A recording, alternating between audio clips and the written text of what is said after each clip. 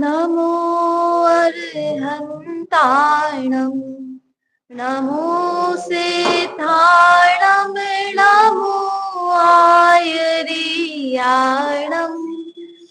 नमो वज्रायाणं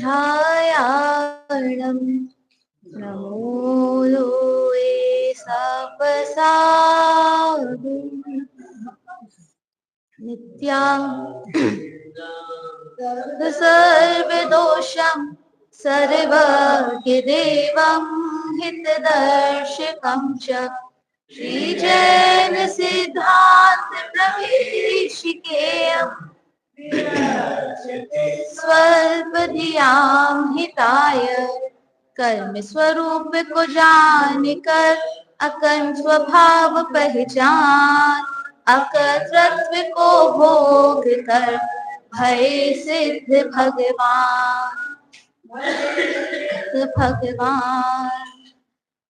कर्म के स्वरूप की चर्चा हमारी चल रही है, जिसके अंतर्गत कर्म किसे कहते हैं, कर्म बंधन के कारण क्या होते हैं, कर्म बंध कितने प्रकार का होता है तथा उन कर्म बंधन के अवान्तर भेद कितने प्रकार के होते हैं, इसकी चर्चा हमने देखी। थोड़े से प्रश्न करते हुए चलते हैं। चलिए, कर्म की परिभाषा बताइए, कर्म किसे कहते हैं? हाँ, पीछे बता रहे हैं।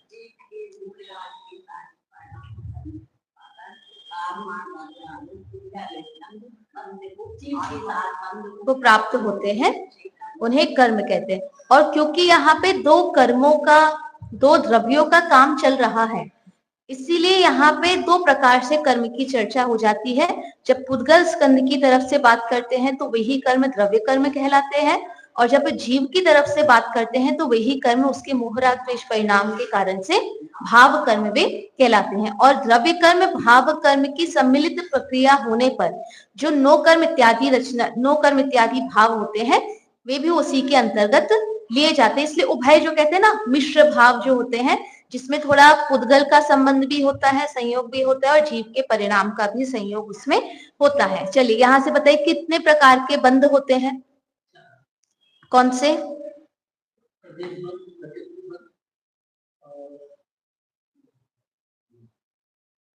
बताइए। हाँ, एक और, स्थिति बंध, प्रकृति बंध, प्रदेश बंध, स्थिति बंध और अनुभाग बंध। जब जीव मोहराग द्वेष परिणाम करते हैं उस समय जिस प्रकृति रूप कर्म वर्गणाएं परिणामित होती हैं उसे प्रकृति बंध कहते हैं। प्रदेश बंध किसे कहते हैं बताइए? प्रदेश बंध क्या होता है वो बताइए पीछे से। अच्छा, जैसे हम नहीं, बंधन ही जो कर्मों का आना और बंधना है, तो कर्मों का आना तो हम उसे आश्रव कहते हैं और बंधने को ही बंध कहते हैं। उस बंध के ही ये चार भेद हैं, प्रकृति, प्रदेश, स्थिति और अनुभाग। तो प्रकृति में जैसे हमने उस दिन मेहमान के उदाहरण से समझाया था कि कौन आया है, तो दूसरा प्रश्न क्या होता है, कितने लोग आ रहे हैं। जिस बोला ना मेहमान आ रहे हैं, भोजन बनाना है, तो पहला प्रश्न, दूसरा प्रश्न क्या होगा कि कितने लोग का बनाना है, तो प्रदेश बंध क्या कहलाएगा? संख्या। कर्म वर्गणाएं कितनी संख्या में जीव के साथ बंधी है उसको ही क्या कहेंगे? प्रदेश बंध कहते हैं। चलिए, यहां से बताइए स्थिति बंध किसे कहते हैं? हाँ, कितने समय के लिए वह जीव के साथ बंधी रहेंगी वह स्थिति बंध कहलाता है। दो प्रकार की स्थितियां होती हैं। एक होता है कि एक कर्म वर्गणाएं कर्म रूप परिणमित होकर हमसे बंध गई, अनुभाग शक्ति के साथ, प्रकृति इत्यादि के साथ वे बन गई और वे 6 महीने के बाद उदय में आएंगी। तो 6 महीने क्या है उसका? अबाधा काल है। ये उसकी स्थिति कहलाएगी, मतलब जो स्थिति बनने की कितने समय तक वह जीव के साथ बंधी रहेगी। अब मान लीजिए वह उदय में आई, तो जैसे ही कर्म उदय में आया, तो एक प्रकार से कर्म का उदय ऐसा होता है कि तुरंत आया और चला गया, और एक कर्म का उदय ऐसा आता है जो लंबे समय तक चलता है। वो किसके अंतर्गत आएगा? स्थिति नहीं आएगा। हाँ, वो फल देने की शक्ति है, वो अनुभाग के अंतर्गत आता है। मतलब अनुभाग ये बताता है कि वह कितना फल देगा और कितने समय तक देगा। क्योंकि हाँ, वो भी अनुभाग के आधार पर ही होता है। बिल्कुल बिल्कुल, क्योंकि जब हम कह रहे हैं कर्म का उदय, उदय आने का मतलब है बंध नहीं रहा। अब वो क्या हो रहे हैं, फल देकर निर्जरित हो रहे हैं, बंध को प्राप्त नहीं हो रहे हैं, बल्कि वे जो कर्म है वो अपना फल देकर क्या हो रहे हैं, खिर रहे हैं, निर्जरित हो रहे हैं। तो कौन सी निर्जरा कहलाती है ये, अविपाक। हाँ नहीं, लेकिन अगर फल देकर जा रही है तो सविपाक निर्जरा, विपाक सहित फल सहित वह जा रही है तो सविपाक निर्जरा वह कहलाती है। तो यहाँ पे अनुभाग बंध जो होता है उस पर निर्भर करता है कि यह जो कर्म का उदय है ये कितने समय तक रहेगा। जो उस दिन भी हमने बात की थी कि अगर बुखार हुआ है, पाप कर्म के उदय में बुखार हुआ है, तो वह 1 दिन तक रहेगा, 3 दिन तक रहेगा, 15 दिन तक रहेगा, ये कौन निर्धारित करेगा, ये अनुभाग बंध निर्धारित करेगा। उसमें भी कितना रहेगा, ज्यादा रहेगा, कम रहेगा, कितनी तीव्रता का रहेगा, ये सब किस पे निर्भर करता है, अनुभाग बंध के आधार पर ये निर्भर करता है। हाँ, मतलब समय का मतलब ये है कि यह जो कर्म हमसे आकर बंधा, तो जिस समय बंधा उसी समय उदय में नहीं आता, जिस समय उदय में आएगा तो बंध का और उदय का जो समय है, जिस समय बंधा और जिस समय उदय में आया, उसके बीच का जो समय है वो क्या है, स्थिति बंध है। मतलब अभी अबाधा काल नहीं कहेंगे, अभी हम इससे क्या समझेंगे, वो हमारा स्थिति बंध है। ये स्थिति बंध क्या करता है, कुछ नहीं करता, हाँ सिर्फ पड़ा है हमारे साथ, उसके होने नहीं होने से हमें कोई फर्क नहीं पड़ता। मतलब जीव का जिस समय कर्म का उदय आएगा वही फल देने में सामर्थ्य होगा, स्थिति बंध उसमें फल देने में सामर्थ्य नहीं होती है। अच्छा, जो एक बार स्थिति बंध गई उसमें कुछ अंतर पड़ता है क्या, पड़ सकता है। जीव के परिणामों का निमित्त पाकर उन स्थिति बंध में उत्कर्षण अपकर्षण जिसे हम कहते हैं उसमें अंतर पड़ सकता है। हो सकता है कि आपने लंबे समय की स्थिति बांधी हो, लेकिन आपके परिणामों की तीव्रता के कारण वह पहले उदय में आ जाए, और ऐसा भी हो सकता है कि वह जिस स्थिति के साथ बंधे थे उसके बाद भी वे उदय में आए, तो उनकी स्थिति में घटना बढ़ना हो सकता है। जिस भाव के साथ कहते हैं कि कर्म जिस प्रकार से बंधते हैं उस प्रकार से कभी उदय में नहीं आते। मतलब जिस शक्ति के साथ वे बंधे हैं, जिस स्थिति शक्ति के साथ बंधे हैं, उसी स्थिति और शक्ति के साथ ही वे उदय में आए, ऐसा नहीं होता। क्यों नहीं होता, क्योंकि जीव के परिणामों की तारतम्यता बनी रहती है, क्योंकि जीव के परिणाम एक रूप नहीं होते, क्योंकि जीव के परिणामों में अंतर पड़ता रहता है। इसलिए जैसी उनकी स्थिति होती है या जैसा उनको फल देना चाहिए उस रूप फल वे नहीं देते हैं, उसमें कुछ ना कुछ अंतर जो है वो अवश्य पड़ता है। ठीक है, तो यहाँ पे 4 प्रकार की जो हम बंध की बात कर रहे थे, प्रकृति, प्रदेश, स्थिति और अनुभाग बंध। फिर हमने कल बात करी थी, 6 महीने तक अंधेरा तो उसको अनुभाग बंध करेंगे। हाँ, जैसे मान लीजिए आपके नौकरी लगी, तो किसी कर्म के उदय में ही अच्छी नौकरी लगी, लेकिन वो 1 दिन की तो नौकरी नहीं थी, वो जो आपने सर्विस कर रहे हो कितने दिन तक कर रहे हैं, ये कौन निर्भर करेगा। अब उसमें जो अंतर पड़ रहा है रोज का, वो अलग कर्मों के उदय के कारण हो रहा है। किसी दिन आपका काम अच्छा होता है, किसी दिन नहीं होता है, किसी दिन आपकी पदोन्नति होती है, प्रमोशन होता है, किसी बार आपका डिमोशन भी हो जाता है। ये जो अंतर पड़ रहे हैं ये दूसरे दूसरे कर्मों के उदय में पड़ रहे हैं। लेकिन नौकरी लगने वाला जो कर्म था कि आप इस पद पर रहेंगे, वह जिस कर्म के उदय में हुआ था वो अपना फल निरंतर दे रहा है। जो पद है वो तो निरंतर आपको फल दे रहा है, तो जिस कर्म के उदय में था उसकी अनुभाग शक्ति के आधार पर होता है। कोई होता है जो पूरी अपनी अच्छे से पूरे जितने उनका समय होता है उतने समय तक की सर्विस करके वो रिटायर होते हैं। कुछ होते हैं जो पहले भी किसी कारण से, अस्वस्थता के कारण, पारिवारिक कारणों के कारण, ये जो होते हैं ना, पुलिस वाले होते हैं, दूसरे गवर्नमेंट एम्प्लॉइज होते हैं, कभी उन्होंने घूस ले ली तो उनकी नौकरी उनसे छिन जाती। क्यों? क्योंकि उनके उस कर्म का उदय उतने ही समय तक का था, उसके बाद का नहीं था। उस आधार पर जैसे आप समझ लीजिए हमारे ये जो पॉलिटिशियंस होते हैं तो उनको पद मिला, प्रधानमंत्री का पद उनको मिला, तो प्रधानमंत्री का पद किसी ना किसी पुण्य कर्म के उदय में मिला था। अब कोई प्रधानमंत्री सिर्फ 5 वर्ष के लिए बन पाता है, अगले साल वो नहीं जीत पाता। कोई है जो हमारे नरेंद्र मोदी जी कितने साल, 15 साल से ज्यादा हो गए शायद, है ना, हो जाएंगे 15 साल, हाँ 15 साल तो हो ही गए शायद, नहीं ना, हो गए ना शायद 15 साल। अच्छा हाँ 11 हुए, हाँ मतलब इस सत्र में उनके 15 साल उनके हो जाएंगे। तो क्योंकि उनका जो कर्म का उदय का फल है वो इतने लंबे समय तक का चल रहा है, और जो एक ही बार बनकर रह गए उनका उतने लंबे समय तक का चल रहा था। अब इस काल में जो कुछ और अंतर पड़ रहा है, जैसी भी उनकी स्थितियां बन रही है कि कहीं किसी राज्य में भी इलेक्शन जीत रहे हैं, किसी में नहीं जीत रहे, वो अब अलग अलग कर्मों का उदय है। लेकिन प्रधानमंत्री पद रूप जो कर्म का उदय उनको आया है, जिस कर्म के फल में वो बने हैं, उसका काल तो उनका उसी की अनुभाग शक्ति के आधार पर चल रहा है। कोई होते हैं जिनकी, जिसे कहते हैं ना ये अपने गव सरकार वो हो जाती है, डिसॉल्व हो जाती है, तो उनका फिर से इलेक्शन वगैरह करना पड़ता है, या बीच में ही कुछ उनके ऊपर आरोप लगा दिए गए तो दूसरे प्रधानमंत्री रखने पड़ते हैं। तो ये पूरा अनुभाग शक्ति के आधार पर होता है कि वो कितना फल देकर जाएगा। किसी कोई 5 साल में ही बहुत नाम कर लेता है, कोई ज्यादा समय तक रहकर भी उसकी उतनी प्रसिद्धि या उतना उसका नाम नहीं हो पाता है। तो ये अनुभाग शक्ति के आधार पर ये निर्भर करता है। वैसे तो समय उसके अंतर्गत आता नहीं है, वो फल देने की शक्ति के अंदर ही गर्भित है। कि एक जैसे हम कहेंगे, अगर हमने दवाई के आधार पर हमने बात करते हैं, एक दवाई हमने खाई और उसका असर कैसा रहता है कि भाई 4 घंटे असर रहेगा और 4 घंटे के बाद फिर से आपको उसे खाना है। तो कई बार ऐसी दवाइयां होती है ना जो 3 बार खानी पड़ती है, कुछ दवाइयां 2 बार और कुछ 1 बार ही खानी पड़ती है। तो ऐसा क्यों है? उनका असर के आधार पर। यद्यपि वो दवाइयों में काल निर्धारित नहीं है, उन दवाइयों में शक्ति निर्धारित है। मतलब वो जो दवाइयां हैं उनकी शक्ति इतनी तीव्र है कि वो इतने समय तक अपना फल दे पा रही है कि एक ही बार हमने खाई तो हमारा काम हो गया, हमको अब खाने की आवश्यकता नहीं पड़ रही है। कुछ होती है 3 बार खानी पड़ती है।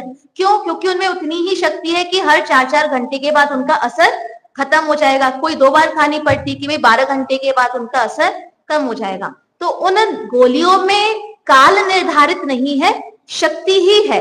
वो शक्ति ही निर्धारित कर रही है कि वो कितने समय तक अपना असर छोड़ेगी। भैया आप कुछ पूछ रहे थे? हाँ।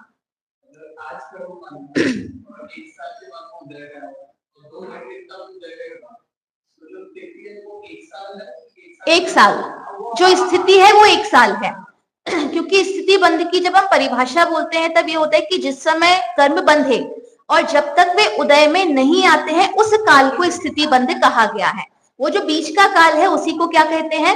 स्थिति बंध कहते हैं। फिर हम बाधा काल इसलिए कहते हैं क्योंकि उस समय वो किसी प्रकार से बाधा नहीं पहुंचा रहे हैं। हाँ मतलब वो पड़े हुए हैं, जीव के किसी भी कार्य में बाधा नहीं पहुंचा रहे हैं, बस रखे हुए हैं। इस अपेक्षा से उसको अबाधा काल उसको कहा गया है। हाँ समय ही है, स्थिति मतलब समय, काल, काल के आधार पर ही है निर्धारित। हाँ बिल्कुल, कहाँ पर है ये? 49 पेज पर। जैसे एक समय लेकिन निरंतर जो उदय तो बना ही हुआ है ना। हाँ बना हुआ है। जैसे मैं बताती हूँ, जैसे अभी हमने गोली की बात की, तो गोली खा ली। अब गोली है क्या हमारे सामने? नहीं है, लेकिन उसका फल है। उसका जो फल है मतलब उसका जो काम है वो चालू हो गया है।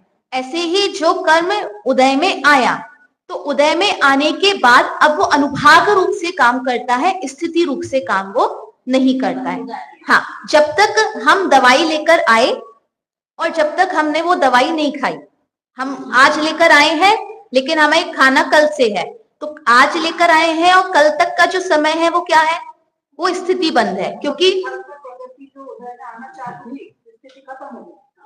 तीर्थंकर प्रकृति का उदय होना प्रारंभ हो गया है, अभी तक वो स्थिति रूप में बंधी हुई थी। या कल मैं ये जो गुलिस्तान विवेचन में भी ये बात पढ़ी थी, उसमें भी अभी हम जो कल हमारे प्रश्न रह गया था उसका भी उत्तर हम अभी स्पष्ट करते हैं।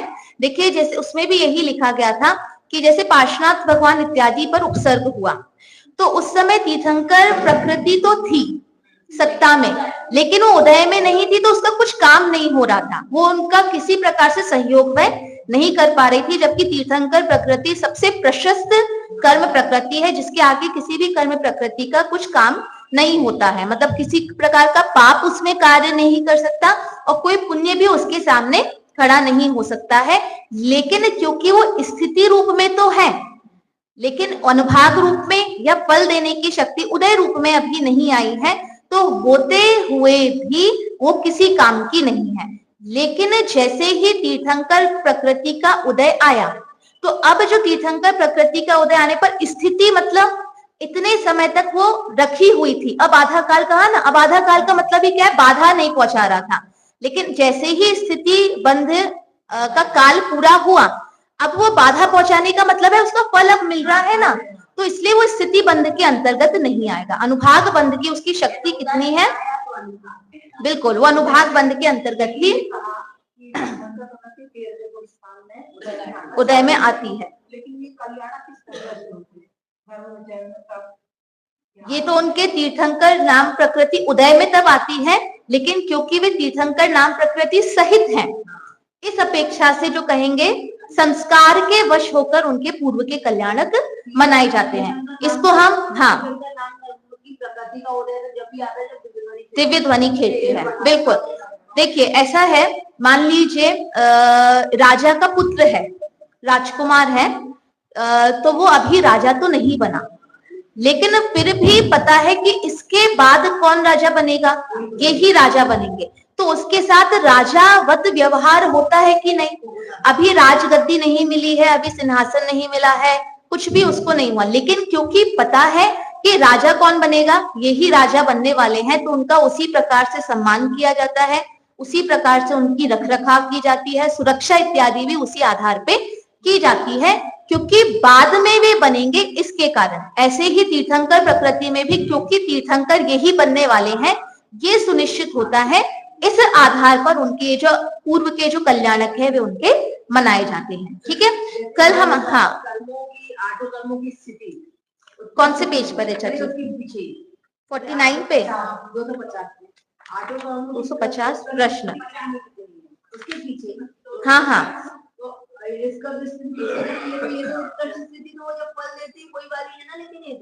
अच्छा हाँ, ये बात भी सही है, दे रही है फल, तो 70 तक की स्थिति बंद ही हुई है, एक साथ काम करता है, लेकिन फिर वो अबाधा काल के अंतर्गत कैसे आएगा? ये तो वहां से चालू होके होता होगा ना, मतलब फिर तो अबाधा काल नहीं कहलाएगा ना, वो तो बाधा, अब तो फल देने की शक्ति आ गई है।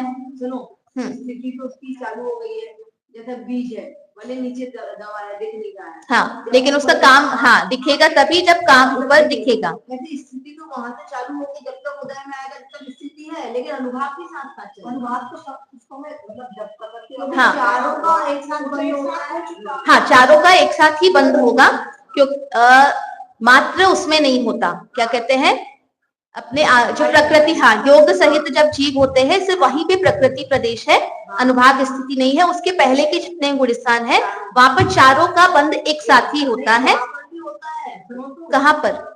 आनंद भगवान को भी एक समय का स्थिति और एक समय का बंद बोला है, उसी को निरपद आश्रम बोलते हैं, एक समय का। पर उनकी तो जो स्थिति, अभी मैं उसको बताती हूँ उसमें से पढ़कर, क्योंकि उसमें अगर हम ये कहेंगे, क्या कहते हैं, स्थिति और अनुभाग कहेंगे, तो कषाय तो है नहीं, कषाय नहीं है, लेकिन वो जो आए हैं वो जितने समय की स्थिति लेकर एक समय के आए हैं, लेकिन अनुभाग फल तो देकर नहीं जा रहे। तो उसको ने ऐसा बोला है, देखो कर्म स्थिति अनुभाग है ना, जो अनुभाग उनको सातवेदी का तो उत्कृष्ट अनुभाग चल ही रहा है, वो तो उदय चल रहा है पहले का, नवीन तो नहीं हो रहा। एक समय का बंधित उनको बोला है, एक समय की स्थिति और वो तो एक समय की स्थिति तो अपन मान सकते हैं कि आए हैं, वो जो एक समय के लिए रुके तो एक समय की स्थिति हो गई, लेकिन एक समय का अनुभाग कैसे स्पष्ट करेंगे, क्योंकि वो तो फिर एक समय को अगर फल भी देकर जा रहे हैं तो फिर उसका कोई ना कोई कारण होगा ना, उसके लिए ये बोलते हैं जैसे कि उनको ना साता साता दोनों का उदय एक साथ, हाँ, लेकिन साता को उदय इतना हीन है कि वो नहीं के बराबर है, क्योंकि साता की इतनी उत्कृष्टता है कि वो असाता उसमें हाँ दिखता नहीं है। हाँ, पर ये तो उदय की बात हुई, अभी तो हम बंध की बात कर रहे हैं ना। बंध के कारणों में जो हमने देखा कि कषाय के कारण ही स्थिति अनुभाग बंद है, तो कषाय के अभाव पूर्वक मतलब कषाय जब नहीं है तो स्थिति अनुभाग स्थिति मान लीजिए वो आए हैं तो उतने समय की स्थिति अपन मान भी ले, लेकिन अनुभाग को आश्रम है, हाँ इडियापद आश्रम है ना, इडियापद आश्रम तो है पर प्रकृति प्रदेश बंद का है। उन कर्मों का कि प्रक्षु कारमान वर्गणाएं आई है वो आश्रव है, उसको आश्रव रूप से कहा है। इसको और स्पष्ट अपन समझने का प्रयास करेंगे। हाँ किसका बंद हुआ, हाँ वो स्थिति में चला गया, इस स्थिति में चला गया। जिस समय गर्भ में आए वहां तो अनुभाग चालू होगा। नहीं तीर्थंकर प्रकृति का तो उदय जब अरहंत अवस्था में होते हैं, समवशरण विभूति इत्यादि जो प्रकट हुई है वो मुख्य रूप से तीर्थंकर कर्म प्रकृति का उदय होता है और दिव्य ध्वनि जो खिड़ती है क्योंकि वहीं पर ही उसका उदय कहा गया है।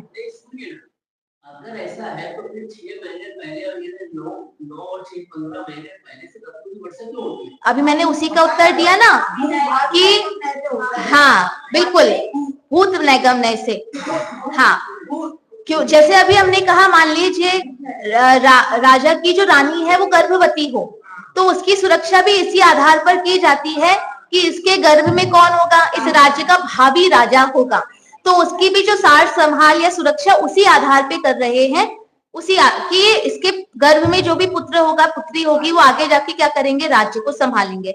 ऐसे ही जब वो उनका जन्म हो जाएगा उसके बाद भी इसी अपेक्षा से उनकी सुरक्षा, उनकी रखरखाव, उनकी देखभाल इसी आधार पर की जाएगी कि आगे जाकर ये राजा बनेंगे। ऐसे ही तीर्थंकर प्रकृति के साथ भी होता है, तीर्थंकर इत्यादि के साथ भी होता है। ठीक है, कल हमारा हाँ बिल्कुल, क्योंकि ये सूचित हो गया है कि कौन होंगे, ये तीर्थंकर होंगे, जब होंगे तब होंगे, लेकिन होंगे ये ही इस सुनिश्चितता के कारण उनका इस प्रकार से जो कल्याणक इत्यादि का कार्यक्रम होता है वो किया जाता है। ठीक है,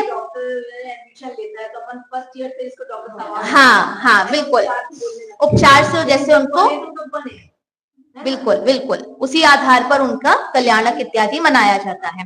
फिर कल हमने बात की थी कषायों कर्मों के बंध के कारणों की, तो मिथ्या दर्शन, अभिरति, प्रमाद, कषाय और योग ये हमारे कर्म के बंधन में कारण बनते हैं। तो हमारी चर्चा ऐसी बनी थी कि इनका अभाव भी उसी अपेक्षा से होता है।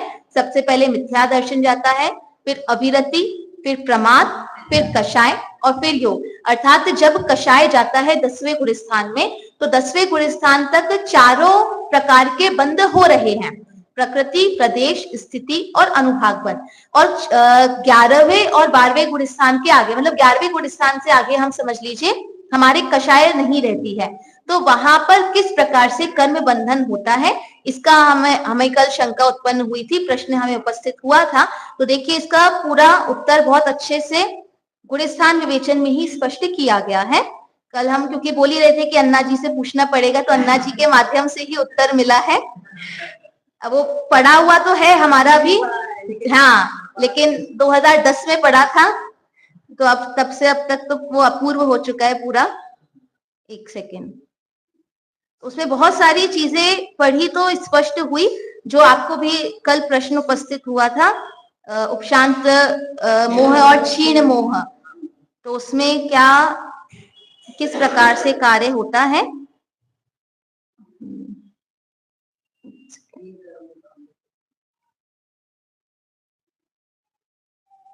देखिए यहाँ पर इस चीज को वही कहा गया है जो हम 13वें गुण स्थान में बात करते हैं।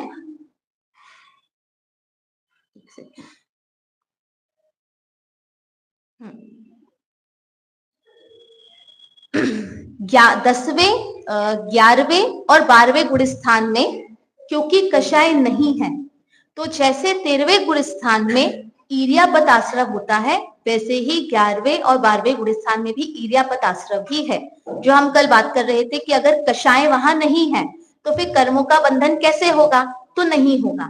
जैसे अरहंतों के कर्मों का बंधन नहीं हो रहा है, मात्र प्रकृति और प्रदेश बंध हो रहा है, उसी प्रकार से 11वें और 12वें गुण स्थान में भी प्रकृति प्रदेश बंध ही है, ईर्यापत आश्रव ही वहां पे कहा गया। देखिए यहाँ पे लिखा है विशेष अपेक्षा विचार का जो पॉइंट है उसके अंतर्गत लिखा है, यहाँ मात्र साता वेदनीय का ईर्यापद आश्रव होता है, क्योंकि 12वें गुणस्थानवर्ती मुनिराज को किसी भी प्रकार का कोई भी कषाय नो कषाय रूप अर्थात मोह कर्म का उदय तथा परिणाम नहीं रहा।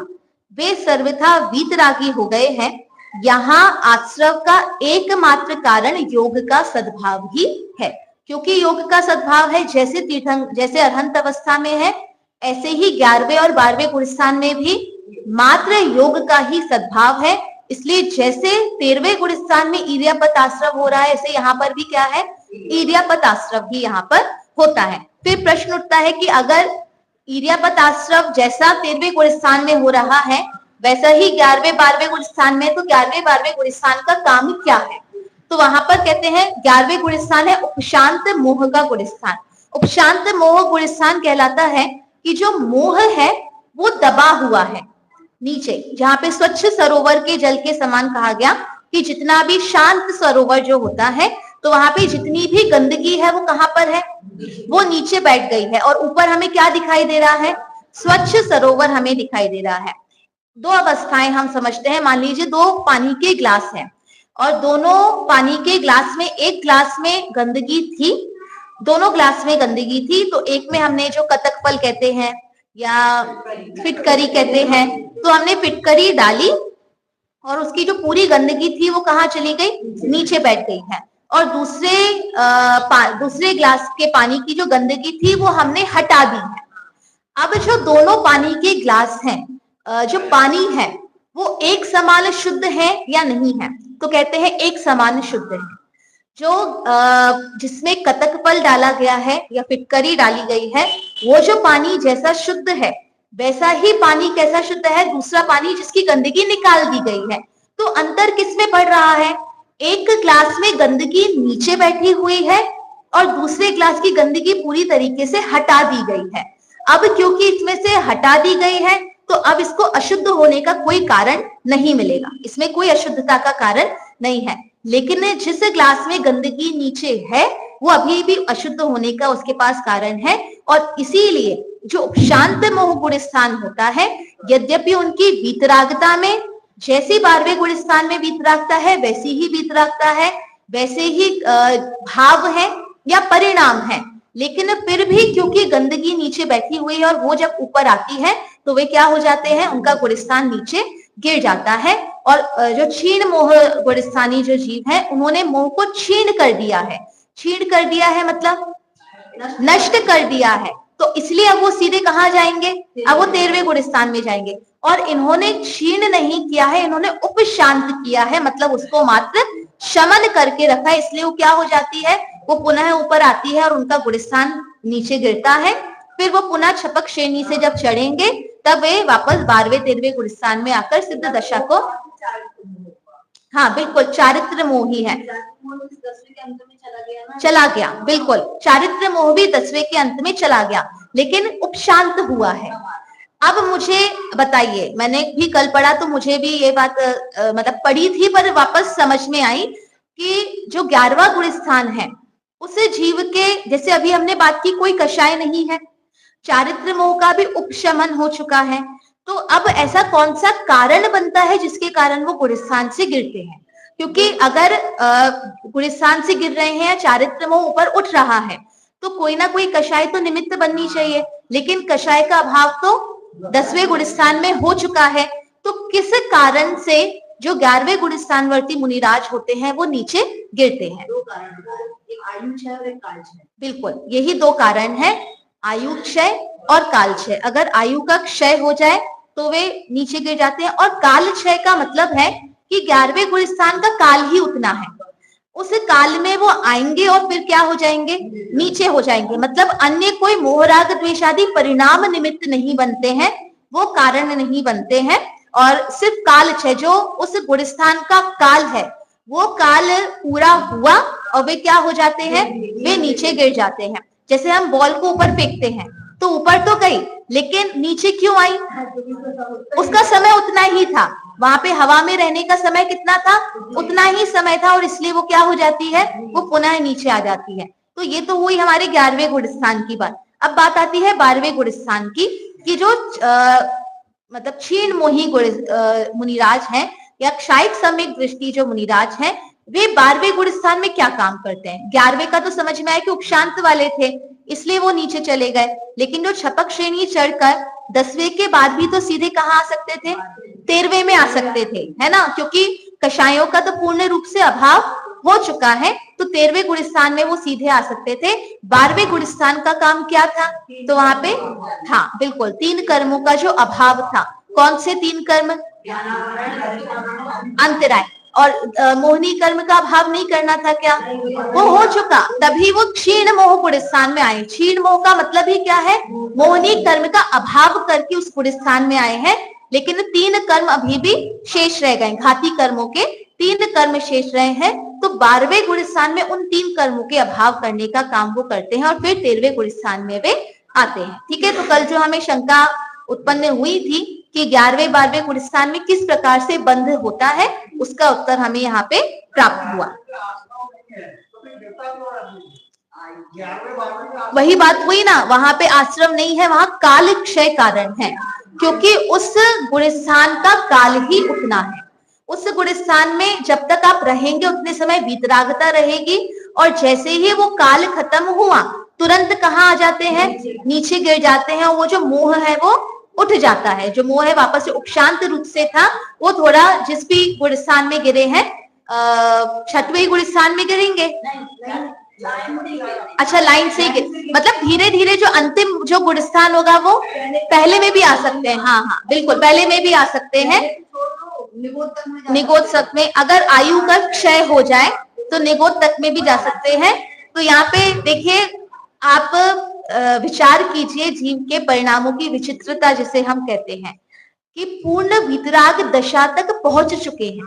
11वां गुण स्थान मतलब पूर्ण वीतराग दशा, जहां कषायों का पूर्ण रूप से अभाव हो गया है, लेकिन ऐसी वीतराग दशा के बाद भी कहाँ आ सकते हैं, पहले गुण स्थान में आ सकते हैं, मतलब निगोद अवस्था तक में भी आ सकते हैं। इसमें कौन निमित्त बना, उस समय तो काल क्षय निमित्त बना, लेकिन उसके बाद कौन निमित्त बनता है, उस समय जीव के परिणाम ही, क्योंकि जैसे ही 11वें से निकले नीचे आए तो कषायों का उदय फिर से प्रारंभ हो गया। अब वो कषायों की तीव्रता किस स्तर तक पहुंच सकती है, उसका हम विचार करें कि वो जीव कहाँ तक जा पा रहा है, पहले गुण स्थान तक ही, पहले गुण स्थान तक भी वो जा सकता है, कहाँ पूर्ण वितराग अवस्था तक पहुंचे हैं, और कहाँ पुनः निगोद जो निकृष्ट अवस्था होती है वहां तक भी वो पहुंच सकते हैं। इसलिए वो जीवों के परिणामों की विचित्रता इसीलिए कही जाती है। यदि मान लो छायक सम्यक किया तो फिर चौथे तक, हाँ तब तो छायक सम्यक तो सहित गए हैं, तो चौथे तक आएंगे, और औपशमिक सम्यक दृष्टि है तो फिर नीचे तक भी वो गिर सकते हैं। ठीक है, तो यहाँ तक हमारी चर्चा हुई थी। निगोदिया में भी नहीं नहीं नहीं, निगोदिया में सम्यक नहीं। पहली बात तो सम्यक की जो स्थिति बनती है वो मन सहित ही रहती है। जो सैनी स्थिति में सम्यक दर्शन ना रह सकता है और ना प्रकट हो सकता है। तो जब निगोद अवस्था में पहुंचे हैं तो मन का अभाव हुआ, तो सम्यक दर्शन का भी पूर्ण रूप से अभाव, मिथ्यात्व अवस्था में ही पहुंच जाते हैं। हाँ सही बात है, सम्यक तो छूटा है तभी वो वहां पर गए हैं। नहीं जैसे हाँ मतलब निगोद अवस्था में तो सम्यक तो छूटा है, लेकिन अन्य जो गुण स्थान है वहां पे सम्यक तो छूटे ही आवश्यक नहीं है।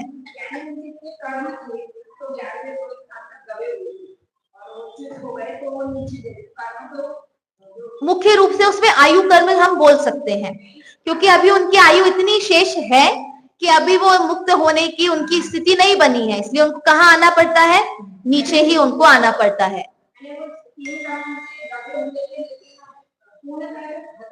हाँ पूर्ण, वो तो अभी 3 कर्म नहीं, अभी तो सारे ही कर्म हैं। सिर्फ एक मोहनीय कर्म भी था, वो उपशांत हुआ है, उसका वो जो है नष्ट नहीं हुआ है। वो इस अपेक्षा से आयु कर्म के आधार पर इस अपेक्षा से कह रही हूँ, क्योंकि अभी उन्हें मुक्त नहीं होना, मतलब आयु कर्म के आधार पर कहने का मतलब है अभी उन्हें मुक्त नहीं होना, उस भाव में उन्हें मुक्त नहीं होना, इसलिए तो कहाँ आए हैं, वो नीचे आए। उस भाव में भी नहीं, आगे भी उनका काल क्योंकि बहुत शेष बचा है, तब तो वो नीचे उसमें आए हैं, निगोद इत्यादि अवस्थाओं में वे आए हैं, क्योंकि अभी उतना काल उनको व्यतीत करना ही है। अगर आयु कम होती तो क्या होता, वो इतना नीचे आ ही नहीं पाते, मतलब दूसरे, नहीं ना, आयु एक भाव की तो होती है, लेकिन उनका अगर शेष भाव बचे हो आयु के आधार पर, मतलब शेष भाव अगर उनके बचे हुए हैं तो वो नीचे आएंगे ही आएंगे। हाँ, इस आधार पर कह रहे हैं। चलिए, क्या कह सकते हैं, किंचित न्यून अर्थ पुद्गल परावर्तन जो काल रहता है, लेकिन वो सभी जीवों का रहे ये जरूरी नहीं है। ये तो मैक्सिमम टाइम बताया है, उत्कृष्ट काल है कि अगर किसी जीव ने सम्यक्त्व की प्राप्ति एक समय के लिए भी की है तो अब उसका काल इतना ही शेष रहा है। संसार जो रहने का काल है वो इतना ही शेष रहा है, लेकिन सभी का इतना होता है ऐसा नहीं है। अर्थ पुद्गल परावर्तन काल भी बहुत बड़ा काल होता है, तो सभी उतने काल तक रहेंगे ऐसा आवश्यक नहीं है, लेकिन इसमें एक स्थिति निश्चित हो जाती है कि अधिकतम रहेंगे तो कितना रहेंगे, उतना रहेंगे, और हो सकता है उसी भाव में भी मोक्ष में जा सकते हैं। बिल्कुल, अनंत में भाग में अनंत, बहुत बड़ा परावर्तन की तो जब चर्चा करें तो अपने आप में ही बहुत विषम चर्चा है समझने के लिए भी। देखिए, पुनः आते हैं हमारे विषय की ओर। तो हमने प्रकृति, प्रदेश, स्थिति, अनुभाग बंध, 4 बंध की चर्चा की। इन बंध के कारणों की भी हमने चर्चा की, मिथ्या दर्शन, अविरति, प्रमाद, कषाय, योग, और ये हमारे बंध के कारण होते हैं, जिनमें मुख्य रूप से जो है कषाय काम करती है। कषाय सहित मिथ्यात्व, कषाय सहित अविरति, कषाय सहित मिथ्यात्व, अविरति, प्रमाद, ये जो है ये सब कषाय सहित ही काम करते हैं। इसीलिए मुख्य रूप से कर्म बंध में कारण कषाय को ही कहा गया है, और जो योग होता है वो प्रकृति प्रदेश के बंध के कारण में आता है। फिर हमने प्रकृति बंध के कितने भेद होते हैं यहाँ से हम देखते हैं। तो प्रकृति बंध के 8 भेद हैं, ज्ञानावरण, दर्शनावरण, वेदनी, मूलनी, आयु, नाम, गोत्र, अंतराय। इसमें हमने समझा था कि वेदनीय अघाती कर्म है, लेकिन फिर भी उसे घाती के साथ क्यों रखा है, और अंतराय कर्म घाती कर्म है, फिर भी उसे अघाती के साथ क्यों रखा है, ये हमने स्पष्ट किया। अब हम बात करते हैं ज्ञानावरण कर्म की। सबसे पहला जो कर्म है वो कौन सा है, ज्ञानावरण कर्म। क्या काम करता है ये, हाँ, जीव के ज्ञान गुण को पूर्ण रूप से प्रकट नहीं होने देता। क्योंकि जीव के ज्ञान गुण को प्रकट होने नहीं देता कहेंगे तो इसका मतलब है पूर्ण रूप से ढक लिया है, लेकिन पूर्ण रूप से प्रकट नहीं होने देता है, उसको ज्ञानावरण कर्म कहते हैं। ज्ञानावरण कर्म का क्या उदाहरण हमें प्राप्त होता है, किस प्रकार कार्य करता है, मूर्ति पर पर्दा पड़ा हो। जैसे मूर्ति पर कोई पर्दा पड़ा होता है तो उसके माध्यम से हमें मूर्ति का ज्ञान तो नहीं होता, लेकिन पूरे रूप से हमें मूर्ति का ज्ञान नहीं हो रहा ऐसा नहीं है, हमें उसका कुछ ज्ञान अवश्य रहता है। उसके आकार का ज्ञान हमें होता है, कितनी बड़ी है, कितनी छोटी है, किस प्रकार की वह मूर्ति है, उसका थोड़ा बहुत जो ज्ञान है वो हमें रहता है। देखो, जैसे इस उदाहरण ऐसा हम देते हैं कि जो सूर्य है, तो सूर्य के सामने अगर बादल आ जाए तो बादल आने पर वो पूर्ण रूप से सूर्य के प्रकाश और सूर्य के ताप को खत्म नहीं कर देते हैं। कुछ ना कुछ सूर्य का प्रकाश और कुछ ना कुछ सूर्य का जो ताप है वो हमेशा हमें सूर्य की उपस्थिति में हमें प्राप्त होता ही होता है।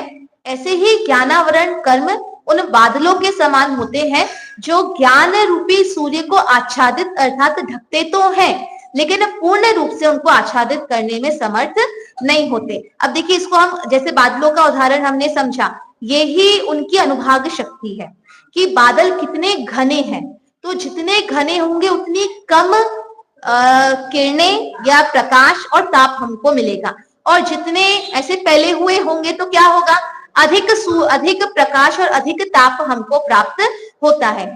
ऐसे ही कितनी अनुभाग शक्ति सहित हमने ज्ञानावरण कर्म बांधा था, जिसे हम कहते हैं ना क्षयोपशम, ये वही है क्षयोपशम। किसी का कम होता है, किसी का ज्यादा होता है, तो ऐसा क्यों होता है, क्योंकि जिसकी तीव्र ज्ञानावरण कर्म का उदय होगा, मतलब उसके बादल अच्छे घने वाले बादल हैं, वो जो बारिश वाले जो बादल होते हैं ना, वो वाले बादल हैं, जिसके कारण बहुत कम सूर्य की रोशनी और ताप हमको मिल पा रहा है। और जिनका क्षयोपशम अच्छा होता है उनके बादल कैसे होते हैं, उनके थोड़े से बिखरे बिखरे वाले, हाँ, विघटित वाले बादल होते हैं कि उनका सूर्य का प्रकाश और ताप हमको अधिक प्राप्त होता है।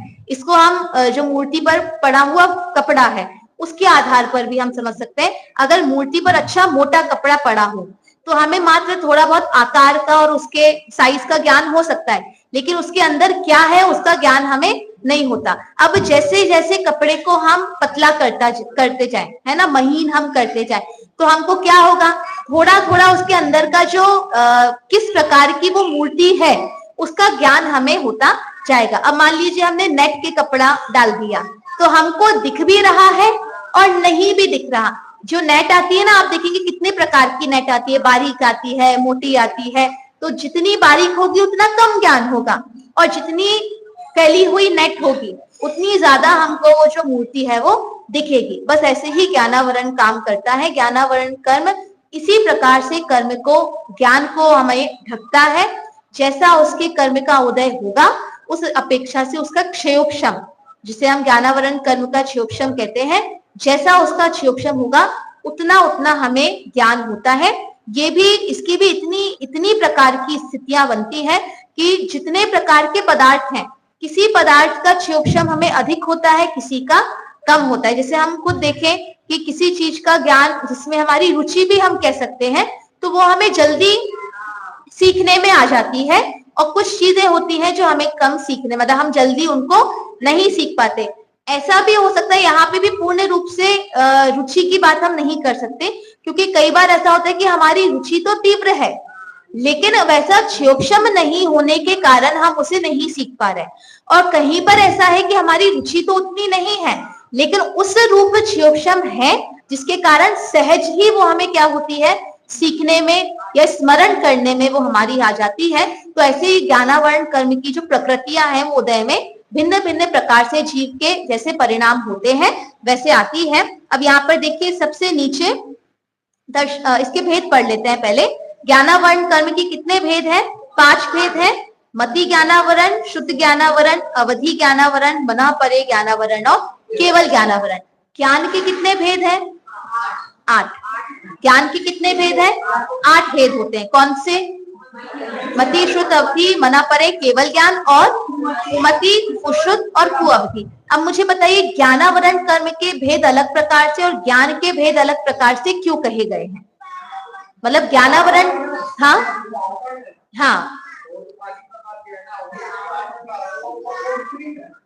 हाँ, मतलब जैसे ऐसे समझिए, एक मति ज्ञान है और एक कुमति ज्ञान है, तो दोनों पर आवरण तो मति ज्ञानावरण का ही पड़ा है। अंतर किसका पड़ रहा है? सच्चे और मिथ्या का। जो सत्या ज्ञान है, प्रामाणिक ज्ञान है, वो कौन सा है? वो मति ज्ञानावरण है, मति ज्ञान है। लेकिन इस सच्चे ज्ञान पर भी मति ज्ञानावरण तो पड़ा ही है। ऐसे ही जो कुमति ज्ञान है, तो कुमति ज्ञान मतलब मिथ्या ज्ञान है, और उस पर भी क्या पड़ा हुआ है? आवरण पड़ा है। तो मति ज्ञानावरण तो दोनों पर ही पड़ते हैं, चाहे वो सच्चा ज्ञान हो या मिथ्या ज्ञान हो। ऐसे ही ये सारे ज्ञान की हम देख लें, जो कुमति ज्ञान है, कुश्रुत ज्ञान है या कुअवधि ज्ञान है, तो उनके ऊपर आवरण करने के लिए अलग से ज्ञानावरण कर्म की प्रकृतियों की आवश्यकता नहीं थी। वो ही मति ज्ञानावरण सच्चे पर भी ढकता है और मिथ्या पर भी होता है। इसी प्रकार से शुद्ध ज्ञानावरण और अवधि ज्ञानावरण भी सम्यक शुद्ध ज्ञान और सम्यक अवधि ज्ञान को भी ढकता है, और मिथ्या शुद्ध ज्ञान और मिथ्या अवधि ज्ञान को भी ढकता है। इसीलिए ज्ञान के भेद, वो भी हमारे जो ज्ञान के भेद है वो मोक्ष की अवस्था के आधार पर, जब हम मोक्ष तत्व की चर्चा अगर हम करें, तब जब हम ज्ञान के भेद हम करते हैं तो ये 8 प्रकार के भेद वहां पर कहे जाते हैं। क्यों? क्योंकि अभी जो जीव है वो मिथ्यात्व अवस्था में है, और इसीलिए उसका जो ज्ञान है वो कुज्ञान रूप से कहा गया है। इसका अभाव करके उसको सम्यक ज्ञान रूप परिणमन कराने के लिए 8 भेद जो है वो किए गए हैं। पर जब सामान्य से ज्ञान के भेद कहे जाएंगे तो 5 ही प्रकार के भेद उसके कहे जाते हैं। ठीक है, हाँ कह सकते हैं उपयोग के जो भेद हैं, क्योंकि वो सामान्य से ज्ञान की जब हम बात करेंगे तो 5 ही भेद कहेंगे। लेकिन जब मोक्ष इत्यादि के आधार पर, सुख इत्यादि के आधार पर जब हम चर्चा करेंगे, तब ज्ञान के भेद कैसे हो जाएंगे? 8 प्रकार के भेदों की चर्चा वहां पर की जाएगी। अब देखिए दर्शनावरण कर्म किसे कहते हैं? तो जो कर्म आत्मा के दर्शन गुण को घातता है उसे दर्शनावरण कर्म कहते हैं। अब यहां से मुझे बताइए दर्शन गुण किसे कहते हैं? दर्शन गुण का काम क्या होता है? हाँ नहीं, दर्शनावरण कर्म नहीं, दर्शन गुण किसे कहते हैं, ये बताइए। हाँ नहीं, इसलिए मैं पूछ रही हूँ क्योंकि मुझे समझ आ रहा था कि भूल गए होंगे पीछे का। हाँ हाँ हाँ, बिल्कुल बिल्कुल, बहुत अच्छे। जो महासत्ता को जानता है उसे दर्शन गुण कहते हैं। तो कैसे जानता है ये पदार्थों को?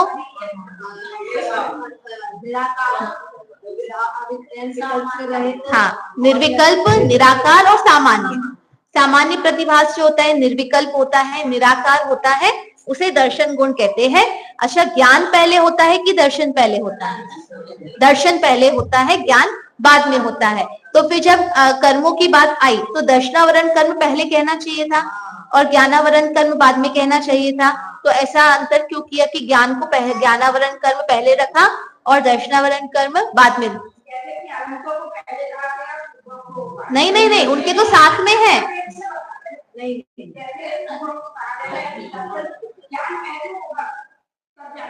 नहीं नहीं, दर्शन पूर्वक ही ज्ञान होता है। हाँ पहचान होती है और इसका लक्ष्य बिल्कुल, मतलब एक सामान्य सा उत्तर हम समझे कि दर्शन गुण को जानने वाला कौन है? ज्ञान गुण। इसलिए उसको कहाँ रखा? इसलिए हमेशा उसको पहले रखा जाता है, चाहे सुख गुण की साथ उसको कहें, चाहे दर्शन गुण के साथ, चाहे श्रद्धा गुण के साथ, किसी भी गुण के साथ जब रखेंगे तो ज्ञान को ही पहले रखेंगे, क्योंकि बाकी के गुण की सत्ता ही ज्ञान ने सिद्ध की है इस अपेक्षा से। ठीक है, तो ये दो प्रकार के कर्मों की हमने बात की, ज्ञानावरण कर्म और दर्शनावरण कर्म। दर्शनावरण कर्म का उदाहरण क्या आता है? द्वारपाल का उदाहरण आता है कि जैसे आप किसी राजा से मिलने जाएं और द्वारपाल उनको मिलने ना दे तो आपको दर्शन ही नहीं हुए तो ज्ञान कैसे होगा? इसलिए दर्शनावरण कर्म के उदाहरण में द्वारपाल का उदाहरण आता है। अब कल हम समझेंगे ज्ञानावरण और दर्शनावरण कर्म के कारण।